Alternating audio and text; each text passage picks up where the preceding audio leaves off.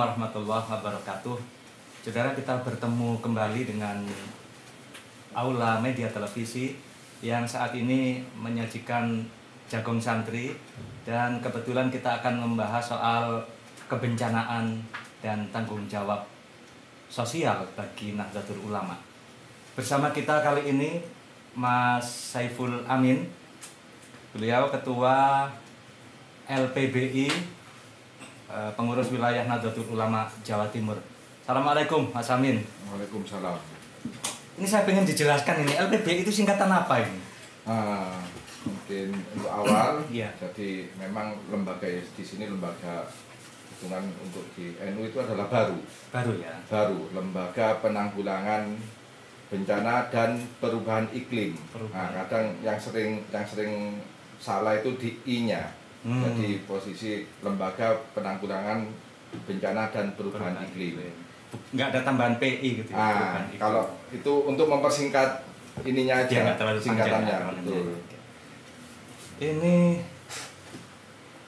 kalau perubahan iklim yang dikaitkan dengan kebencanaan, Mas Amin, ya, tentu kita akan nanti juga menyinggung soal isu global seperti global warming ya, yang artinya perubahan musim yang tidak disangka-sangka atau disebut juga iklim yang ekstrim ya. Mas Amin, ini saya ingin tahu, ini sampai mulai berkhidmat di awal itu di IPNU ya? Di IPNU. Bisa diceritakan ini semula? Jadi dulu masih sekolah, itu SMA, ada teman ngajak untuk berorganisasi. Padahal di sekolah itu terus terang saya nggak aktif di OSIS, nggak aktif di intra sekolah itu, tapi malah ya sering diam terus dengan ngumpul dengan teman-teman.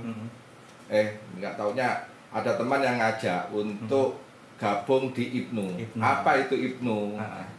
Awalnya saya ya sudah ikut saja, apa itu. Ternyata ya pengajian rutinan, hitungannya tiap malam Sabtu. Kalau yang ada di tempat saya itu itu di mana? Di Sumeneb. Jadi saya posisi di anak cabang Sumeneb itu ada rutinan namanya pengajian itu diadakan oleh IPNU. Saya juga nggak tahu bahwa ternyata IPNU itu sampai se-Indonesia ada kan gitu. Nggak tahu kalau sampai sejauh itu. Setelah itu kita ikut ya Makesta, apa itu IPNU, ternyata ada di bawahnya NU, terus meningkat akhirnya jadi pengurus cabang IPNU Sumeneb saya. Awalnya di anak cabang kota, karena cabangnya kurang begitu aktif, akhirnya ada perombakan.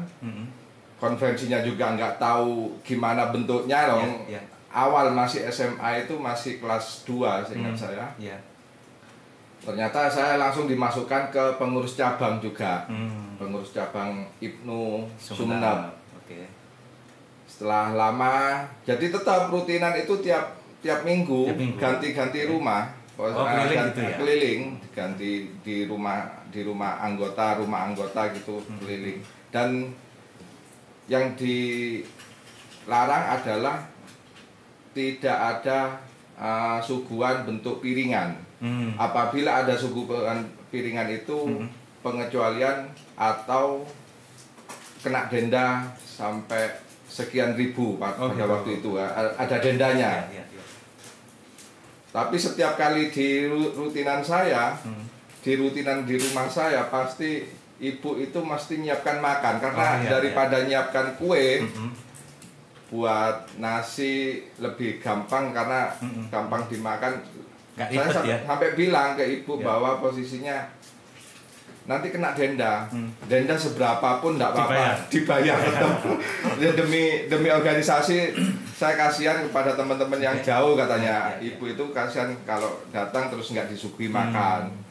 Ya akhirnya ya tiap kali ada acara ya dibuat, entah itu ulang tahun, entah itu selamatan atau gimana alasannya, tapi tetap bayar denda. Karena ada denda, tetap denda.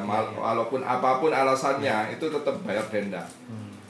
Setelah itu di cabang. Saya kuliah di Bangkalan, waktu itu masih namanya Universitas Bangkalan. Ya. Posisi saya diajak untuk gabung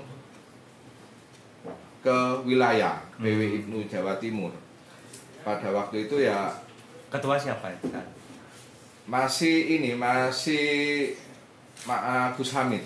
Oh, Gus Hamid Wahid. Jadi posisinya sering aktif ke Surabaya. Jadi setiap kali ada acara cabang Sumeneb diundang, pasti sering saya yang diutus untuk sebagai delegasi. Karena dekat, posisinya dekat dengan Surabaya. Akhirnya saya datang tiap kali datang.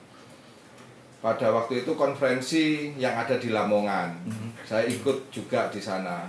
Nggak taunya langsung semadura itu jadi formatur, tim formatur, mewakili langsung Madura. Dan saya teman-teman minta saya yang sebagai perwakilan formatur yang ada di tim Madura itu. Nggak tahu gimana pilihannya teman-teman itu kok jadinya saya kan gitu.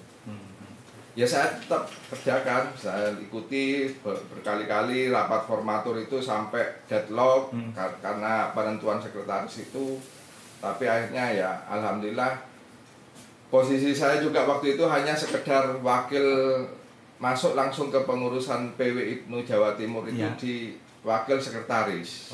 Wakil sekretaris tapi posisi di bawah, nggak apa-apa, yang penting nyantol saja di wilayah. Awalnya sih nggak seberapa aktif kan gitu. Karena posisi saya ikut organisasi kalau tidak aktif full eman. Itu saja. Posisi prinsip saya kalau cuman hanya sekedar naruh nama eman. Akhirnya saya dengan bersih tegang untuk tetap hidup di Surabaya apapun. Padahal belum tahu mana itu Surabaya, seluk-beluknya juga nggak seberapa paham. Jadi mulai tahun 2000 itu sudah ada di Surabaya. Migrasi dari Madura ke Surabaya. Dari Madura ke Surabaya. Ya. Ada pengaruh keluarga terhadap masalah atau ketertarikan ke NU? Itu yang saya nggak paham juga posisi, karena kalau melihat dari sejarah dari bapak, ibu, itu nggak ada yang ikut organisasi di NU malah. Ya memang mbah dari ibu itu hanya pensiunan polisi, purnawirawan polisi, tapi posisinya hanya guru ngaji, guru ngaji kampung itu. Sampai ya sekarang pindah ke ibu karena dari yang ngajari ngaji alif bata itu sekedar itu saja. Saya pikir-pikir memang di mana silsilah saya di NU, nggak ada, hitungannya nggak ada. Tapi alhamdulillah kok lama-lama terasa enak hidup dengan organisasi NU itu, baik itu. Jadi selama 3 tahun di Surabaya menjabat di wakil sekretaris Ibnu Jawa Timur itu, saya malah dikasih beban untuk pendelegasian seluruh pengurus apabila ada undangan. Itu yang sangat saya hargai, bahwa posisi saya dipercaya untuk mendelegasikan, jangankan sekretaris, ketua saja saya perintah pada waktu itu. Nggak tahu, waktu itu Mas Hamzah, periodenya Mas Hamzah, jadi posisinya sekarang di sekretaris NU Surabaya.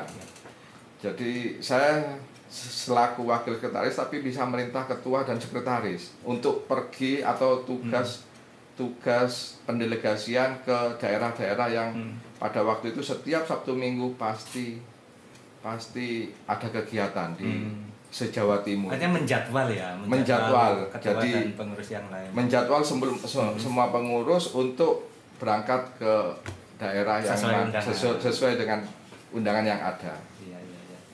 Saudara, ini menurut saya contoh di antara model rekrutmen kader-kader NU di tingkat bawah di luar pesantren.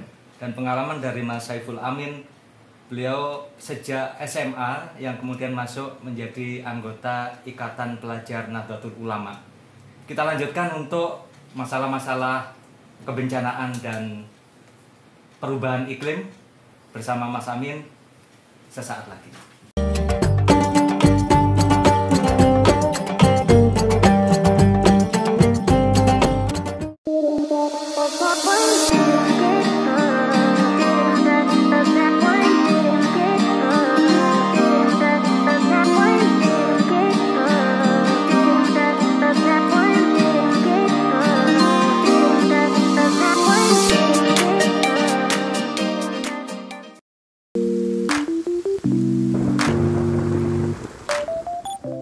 Kami mengucapkan terima kasih pada Pak Mahros, owner Batik Ronggomukti Krasan Probolinggo.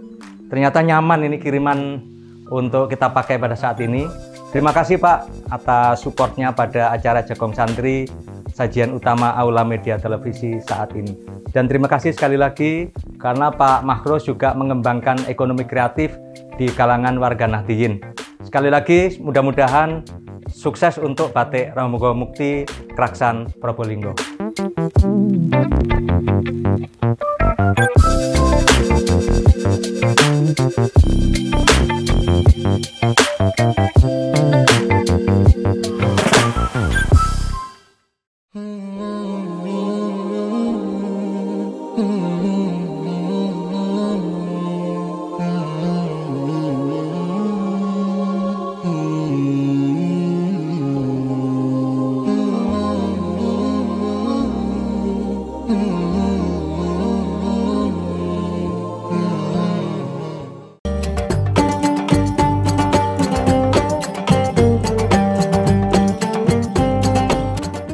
Saudara masih bersama Jagong Santri, sajian utama Aula Media Televisi, dan saat ini kita bicara soal kebencanaan dan perubahan iklim sebagai tanggung jawab sosial dari Nahdlatul Ulama yang kemudian dibentuk LPBI.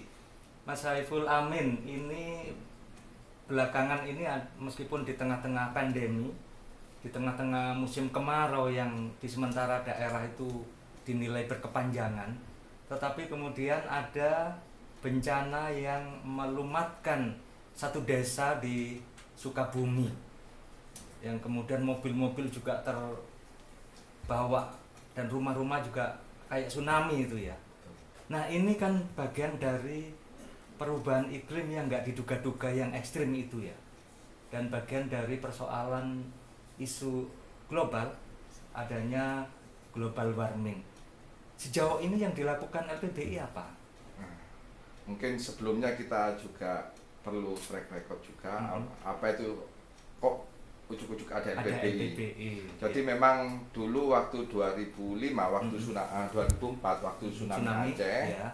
Itu saya masih di PW Ibnu tapi pada waktu itu dipercaya sebagai sekretaris Satgas waktu itu, Satlak. Namanya Satlak, Satuan Pelaksana NU untuk Kebencanaan. Yang ketuanya ini embrio dari LPBI ya sebenarnya ya? Embrio, betul. Jadi NU memang berkhidmat untuk masyarakat. Itu yang posisi garis bawah di situ. Ya. Setiap kali ada bencana kok saya juga pasti ikut andil. Nggak tahu dipanggil atau terpanggil juga nggak terasa kan gitu. Ya. Setelah waktu di Aceh seperti itu kondisinya, dan alhamdulillah juga. Anda berangkat ke Aceh? Alhamdulillah juga saya ikut berangkat ke Aceh, malah berdua dengan awalnya bersama para kiai, tapi waktu itu ternyata pesawat batal, tapi akhirnya tetap berangkat karena selaku sekretaris tetap berangkat ke sana bersama Yai Miftahul Ahyar. Berdua. Beliau Islam sekarang ya? Sekarang Pak Islam. Berdua ke sana, tapi dengan pengurus besar. Di sana ada Pak Bina Suhendra dan kalau nggak salah Pak Sahrizal, atau ada dua orang yang dari pusat, dari PBNU, dari Jawa Timur ada dua. Kita membawa bantuan untuk warga NU Aceh. Langsung kita ketemu dengan pengurus NU Aceh. Di situ kenangan saya bisa pertama kali satu ranjang dengan Yai Miftah. Gitu ya. Satu tempat duduk di dalam pesawat kan itu, satu ranjang di hotel karena memang kita nggak bisa dengan operasional yang minim dan ini gimana caranya kita operasional sangat minim tapi bantuan tetap tersampaikan. Setelah itu pada 2008 Raker PW Musker PWNU itu menetapkan bahwa NU harus ada lembaga atau badan ad hoc yang menangani khusus kebencanaan. Diputuskanlah di Musker itu di Batu waktu itu muskernya. Musker di Batu. Akhirnya 2009 tanggal 13 Mei 2009 itu terbentuklah untuk di Jawa Timur itu namanya Social Emergency Response, di mana SER, kalau sekarang SER NU. Posisinya logonya itu yang menciptakan juga bukan orang sembarangan tapi Gus Ali Masyuri. Jadi Yai Haji Ali Masyuri itu yang bikin oretan untuk logo bahwa harus ada tangan, harus ada ini. Kita membentuknya juga ya namanya kiai ya dia mikirnya akan panjang bahwa ini memang betul-betul sosial yang mana untuk emergency response. Jadi bahasa model bentuknya bentuk bahasa Inggris, social emergency response. Waktu itu ketua awal pertama kali adalah Mas Rubaidi.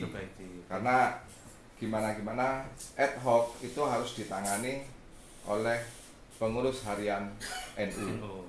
Ke bawahnya baru lembaga-lembaga dan Banom.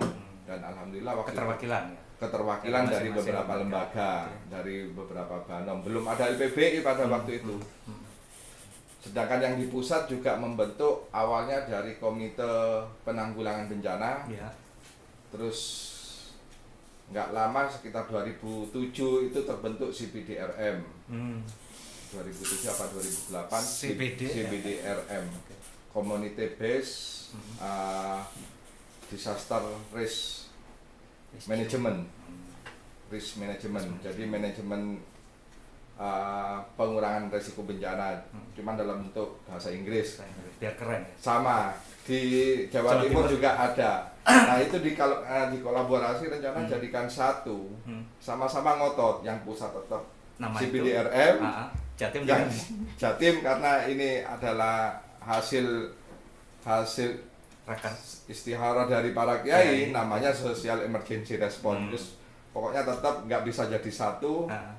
Jalan sendiri-sendiri, CBDRM jalan, SER juga jalan kan gitu, jadi sama-sama jalan.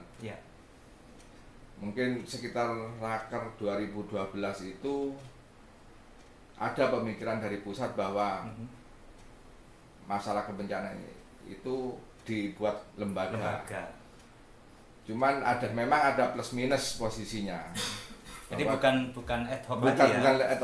Bukan ad hoc lagi. Kalau ad hoc itu kan sementara dan anunya bisa dari beberapa lembaga. Tapi kalau sudah dilembagakan itu sudah tetap, tidak bisa dari beberapa lembaga.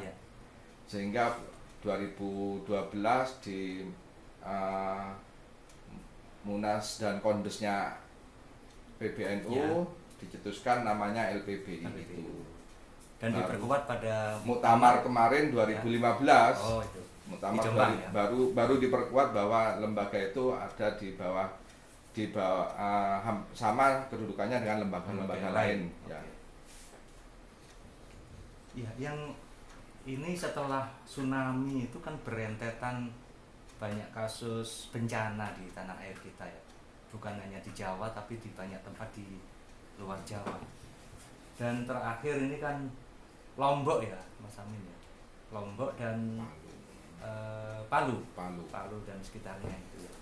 Apa peran LPBI khususnya Jawa Timur ya? Memang karena posisi lembaga terus terang kita ininya fokus bahwa kita bukan lagi berkiprah untuk melaksanakan atau membantu pada rescue-nya pada waktu kejadiannya, tapi bagaimana kita mengurangi resiko bencananya. Jadi di PRB-nya kita, jadi mitigasi bencana. Jadi kan bencana itu ada 3, pra bencana, waktu bencana, dan pasca bencana. Nah, posisi LPBI karena posisi lembaga di sini lebih fokus pada pra bencana.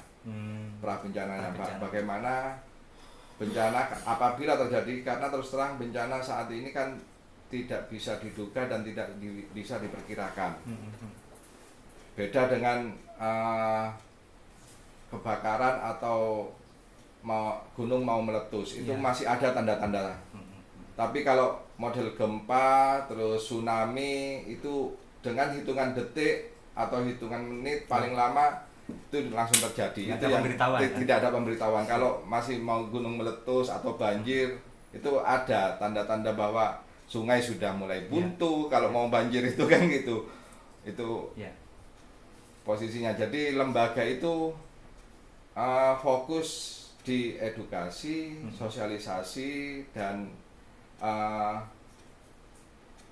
bagaimana menerapkan bahwa pengurangan resiko apabila terjadi bencana. Mengurangi resiko kepada baik itu alam maupun pada manusianya. Pada kasus bencana di Lombok, LPBI terlibat intens dalam lembaga NU Peduli ya, NU Peduli Jawa Timur ya. Sejauh mana yang dilakukan? Karena data yang kami dapat ini PWNU Jawa Timur juga mendirikan masjid ya di sana. Masjid. Bisa Jadi kisahkan ini Mas. Mulai awal memang kita setiap kali ada bencana dan setiap ada kita turun pasti akan ada nilai, minimal ada nilai sejarah tersendiri yang kita bangun, khususnya walaupun dalam bentuk sosial maupun dalam bentuk fisik. Semisal sebelumnya juga di Pacitan kita banjir di Pacitan, gimana Pacitan itu terisolir, tidak bisa masuk dari mana-mana, tapi alhamdulillah kita bisa nembus dengan beberapa langkah. Begitu juga waktu di Lombok. Di Lombok itu namanya gempa yang setiap hari ada sekitar 10-20 sampai pernah puluhan, sampai 60-70 kalau nggak salah itu sehari terjadi gempa secara terus-menerus. Memang malah relawan-relawan kita juga waktu ada di sana juga terasa gempa dan gitu ya. Hal-hal kayak gitu posisinya itulah namanya manusia tidak butuh harta dan jabatan pada waktu itu. Karena terus terang warga yang ada di sana sudah tidak mau, padahal tidak mau menempati rumah. Rumah itu sudah tidak ada artinya sudah. Kita punya rumah, ada tempat sempat korban itu yang stres gara-gara dia baru menikah, dia baru menikah, setelah itu menikah dia bangun rumah, 2 lantai, ada mobil, ada ini, akhirnya begitu saja habis. Karena bencana itu. Jadi harta dan jabatan tidak ada artinya kalau sudah kena seperti itu. Monumen penting yang sebagai bukti kepedulian NU Jawa Timur ya, yang diwujudkan di masjid. Lokasinya di mana itu? Kalau yang kita bangun itu ada 2. Jadi sebelumnya sih kita membuat rumah semi permanen. Itu ini untuk warga atau untuk warga? Untuk warga yang ada bukan untuk pengungsian ya? Bukan. Kalau yang pengungsian beda, itu ada di tenda darurat. Kita juga siapkan lagi awal kita bangun tenda darurat. Setelah itu kita bangun semi permanen untuk rumah tinggalnya. Terus untuk monumen, jadi kita juga membuat selain itu, kalau ada rumah semi permanen di sekitarnya pasti ada musola semi permanen, yang mana itu semua bantuan dari NU Peduli, baik itu yang dari wilayah maupun dari cabang. Karena terus terang sangat kompak pada waktu itu, semua lembaga, semua Banom itu jadi satu di NU Peduli. gitu ya. Itu ini kalau terutama Lazisnu ya, Lazisnu juga. Lazisnu posisi sekali gerak langsung sekian miliar terkumpul. Alhamdulillah pada waktu itu sampai ada 2 masjid yang kita bangun. Masjidnya bukan masjid semi permanen tapi masjid permanen. Okay. Jadi mulai pondasi kita hitung juga semuanya itu ada di Kabupaten Lombok Utara, di desa Sigar Penjalin dan okay. di desa Tinega. Jadi posisinya 2 masjid itu yang mana sekitarnya juga kita bangun rumah semi permanen untuk masyarakatnya. Jadi di sana sampai menjadi kampung NU. Oh gitu. Sampai jadi kampung NU. Oh, ya. Sampai pakai ini ada pintu gerbangnya khusus bahwa Anda memasuki kawasan kampung NU. Gitu. Itu yang sangat berharga. Ya. Jadi memang ya yang meresmikan kemarin juga dari PWNU Jawa Timur. Oh gitu ya. Marzuki Mustamar kita minta untuk bisa hadir ke sana juga, walaupun hanya sehari langsung balik.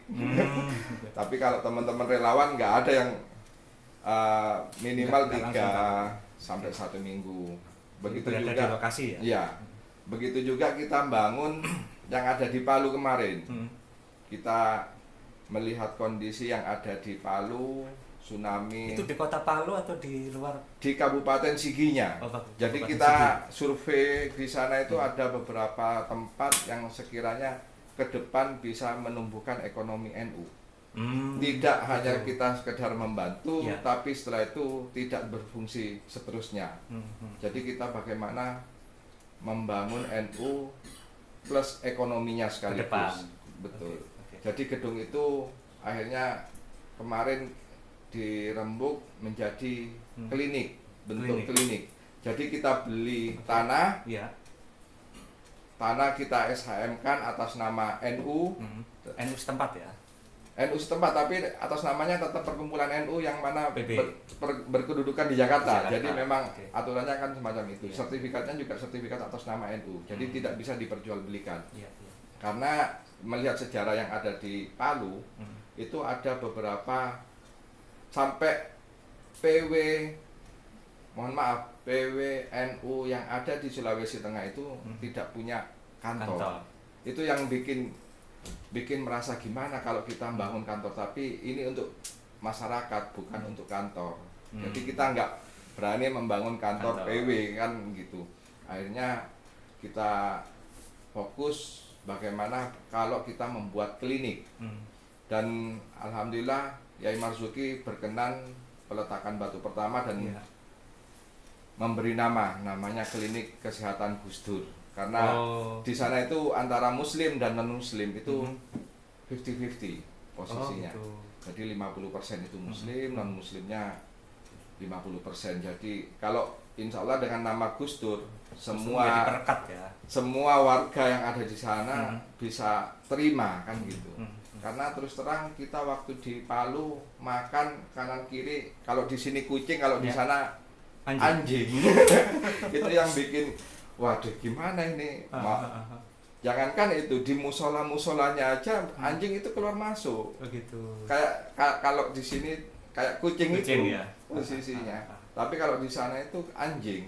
Gimana haramnya, gimana ini, tapi Allah maha tahu dan insya Allah semuanya akan dimakfu dalam kondisi-kondisi semacam itu.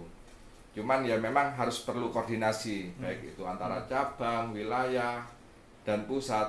Itu harus saling koordinasi sehingga apa yang kita lakukan baik itu di cabang, di wilayah masih jadi satu.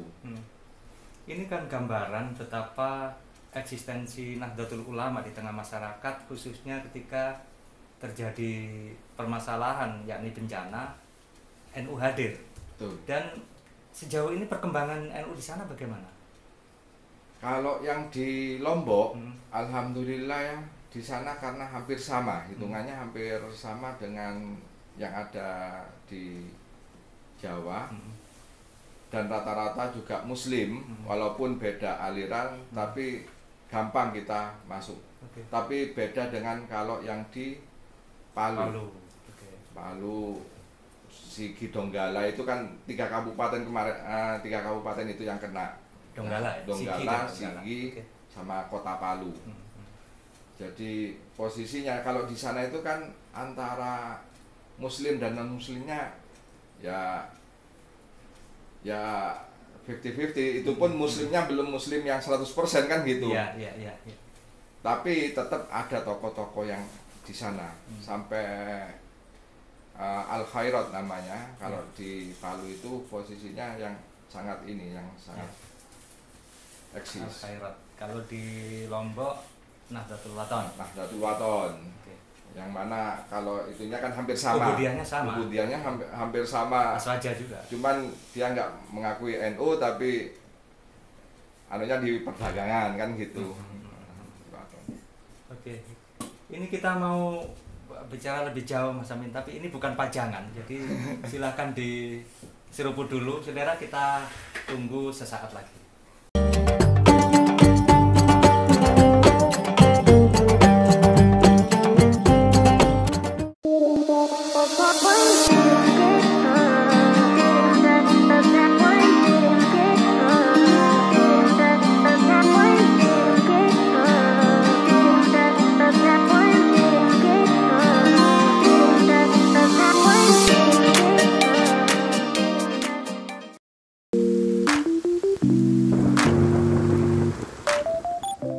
Kami mengucapkan terima kasih pada Pak Mahros, owner Batik Ronggomukti Krasan Probolinggo. Ternyata nyaman ini kiriman untuk kita pakai pada saat ini.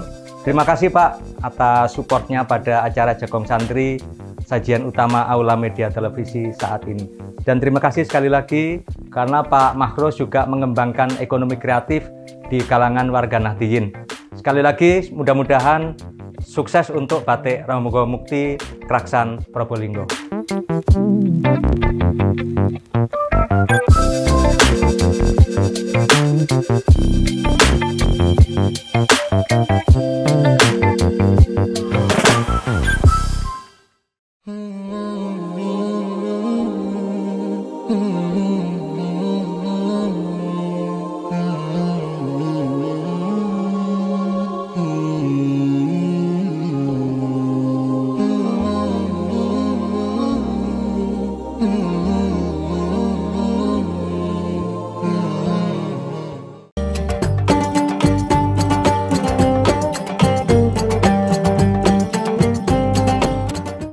Masih bersama Jagong Santri, sajian utama Aula Media Televisi, dan saat ini kita bersama Mas Saiful Amin, Ketua LPBI PWNU Jawa Timur. Mas Amin, tadi disebutkan soal bagaimana tanggung jawab NU di tengah-tengah bencana, baik di ini contoh kasus di Lombok dan Palu, ya. Ini bisa nggak yang disebutkan besaran atau dari nilai yang terkumpul yang kemudian diserahkan ke Lombok berapa, kemudian di Palu berapa? Jadi kalau yang waktu di Lombok, kalau dari PWNU saja yang terkumpul di PWNU, yang ya di sini namanya NU Peduli. NU Peduli. Jadi dari beberapa lembaga, baik itu termasuk TV9 Peduli, dari perusahaan-perusahaan yang menyumbang itu, yang terkumpul ada di NU Peduli Jawa Timur. Itu posisinya kalau dana itu berkisar sekitar 8 M. 8 miliar. Itu dalam bentuk dana. Belum lagi bentuk barang. Oh iya. Belum lagi bentuk barang-barang yang langsung datang, baik itu bentuk tenda, sembako, ada yang lain. Itu tidak termasuk di ini, di nominal, termasuk terpal yang sekian truk. Kita dapat bantuan terpal dari ini 100, 200. Itu kita nggak nominalkan itu, tapi kita yang untuk nominal, yang dana 8 miliar. 8 M.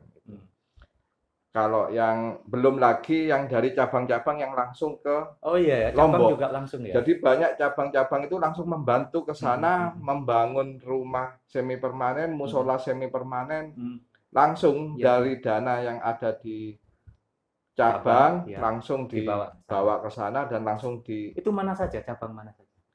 Kalau yang hampir seluruh cabang Gitu ya. posisi ininya dari Nganjuk, Oh ya. dari Sidoarjo. Sidoarjo saja kalau nggak salah dana yang dibawa itu dana belum perlengkapan. Iya. Itu 1 M sendiri. Oh. Belum lagi yang Iya. dari Gresik, terus ada lagi dari Mojokerto, ada dari Bondowoso, Iya, iya. Banyuwangi itu langsung datang ke lokasi juga. Iya. Membawa bantuan sama relawan. Itu juga kita nggak tahu nominal berapa nominalnya. Alhamdulillah Tapi pada karena waktu kondisi darurat ya, jadi memang mereka langsung posisinya gerak, lebih lega dan lebih amanah. Lebih amanah posisi teman-teman yang ada di cabang juga merasa bahwa ini memang bukti nyata dari NU. Kita anukan seperti itu. Oke, nggak apa-apa, asalkan di sana tetap koordinasi dengan PWNU di NTB. Ya. Jadi kan ada posko NU NTB itu di Mataramnya, di kota Mataram. Di kota Mataramnya. Jadi posisinya tetap terkoordinir di Mataram. Belum lagi kalau yang ada dari Bali itu malah tanpa koordinasi juga ikut nyumbang lagi, betul. Jadi dari provinsi-provinsi kadang kan tanpa koordinasi ke PW NU yang ada di sana, tapi langsung masuk ke daerah. Banyak semacam itu. Kalau yang di Palu, karena antara Lombok dan Palu itu hanya selisih kalau nggak salah sekitar 3 bulan. 3 bulan ya. Yang Lombok 2 bulan. Yang Lombok belum selesai. Jadi kita pada waktu itu mau menutup posko bantuan, kita tidak mau menerima lagi posko bantuan, ternyata malamnya terjadi di Palu. Akhirnya menutup posko untuk bantuan Lombok, tapi langsung membuka posko untuk bantuan Palu. Jadi ya mungkin warga juga sudah merasakan bagaimana kita saling membantu. Itu pun hanya dalam hitungan bulan langsung terkumpul untuk yang di PWNU sendiri, yang di NU Peduli, yang NU Jatim Peduli itu posisinya kurang lebih 3 M. 3 M. 3 M ya. 3 miliar. Itu belum juga teman-teman dari cabang yang langsung berangkat ke sana. Banyak juga. Jadi memang dari cabang-cabang itu langsung sebagian disetorkan ke PWNU, ke NU Jatim Peduli, sebagian langsung dibawa sendiri karena merasa lebih amanah kan gitu. Silahkan saja kita anukan, silahkan saja, tapi tetap di sana koordinasi dengan PWNU Sultan G. Jadi sekitar 3 miliar itu ya itu untuk kesehatan, terus sampai terakhir untuk membeli tanah dan membangun sebuah klinik yang alhamdulillah sampai saat ini belum sempat. Kemarin rencana mau diresmikan oleh Pak Said langsung, peresmiannya langsung diresmikan langsung oleh Ketua PBNU. Tanggal sudah keluar, tapi ternyata ada COVID dan alhamdulillah saat ini ditempati untuk posko COVID. Tanpa kita sadar, tanpa kita tahu bahwa ternyata kita ingin membangun klinik, nggak tahu kalau sekarang lagi dimanfaatkan untuk itu ya. Sekarang lagi infrastruktur ya. Infrastrukturnya. Ya, fasilitas yang sekarang digunakan untuk posko COVID-19. Posko COVID untuk Sulawesi, untuk Kabupaten Sigi. Oh, iya. Ini kita santai-santai dulu. Jadi kita lanjutkan nanti sebelum kita membahas soal peran LPBI di masa pandemi, dan kita lanjutkan sesaat lagi.